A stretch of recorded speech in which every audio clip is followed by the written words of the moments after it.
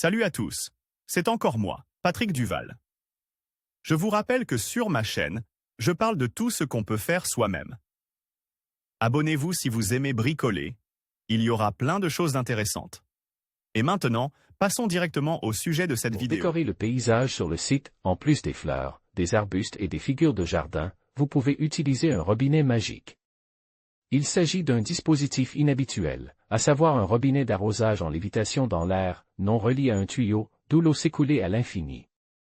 Il s'agit bien sûr d'une tromperie visuelle, dont le principe de fonctionnement vous permet de fabriquer un robinet magique de vos propres mains.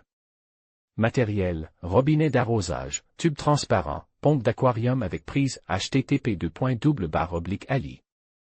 Pub, 4 air-puise-pierre décorative, seau, colle thermofusible. Le processus de fabrication d'un robinet magique. À partir de l'extrémité du tube transparent un peu plus petit que la sortie du robinet d'arrosage, il faut faire des coupes longitudinales. En cercle par incrément de 3 à 5 mm. À l'autre extrémité du tube, placez un raccord en plastique provenant de la pompe. S'il est de grand diamètre, le tube doit être chauffe, et s'il est plus petit, il doit être en roule avec du ruban adhésif. Sur le robinet d'arrosage, on enlève le raccord permettant de brancher le tuyau d'arrosage. L'extrémité du tube avec des fentes y est insérée. Il est ensuite collé dans le socle à l'aide d'une colle thermique. Il doit être bouche, mais de manière à ce que l'eau provenant de la pompe par le bas puisse s'échapper par les fentes.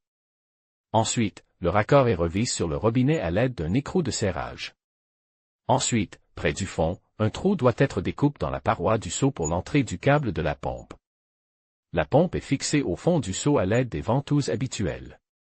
Le bouchon avec le câble sort par le trou et est scellé avec de la colle thermofusible. Pour un meilleur effet visuel, vous pouvez prendre un seau métallique sous l'Antiquité et y insérer le premier, mais ce n'est pas nécessaire. Ensuite, il n'est pas inutile de décorer le seau en collant des copeaux de bois, des branches, des écorces, des cônes, des glands, etc. sur ces parois, tout autour du périmètre. Ensuite, un tuyau muni d'un robinet est relié à la pompe située au fond. Au-dessus de la pompe, on pose des galets décoratifs. On pose d'abord les grosses pierres, puis les plus petites. Ensuite, l'eau est versée dans le seau, mais légèrement en dessous du niveau supérieur des pierres. Lorsque la pompe est mise en marche, elle commence à pomper l'eau dans le tuyau.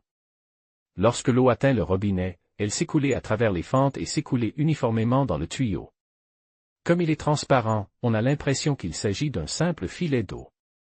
Pour que le tuyau ne soit pas visible, il est important d'utiliser une pompe de capacité suffisante. Pour un robinet de jardin ordinaire de 1/2 pouce, une pompe de 1400 litres/heure est suffisante. Pour ne pas dévoiler le secret, il est préférable de cacher le câble d'alimentation de la pompe dans le sol.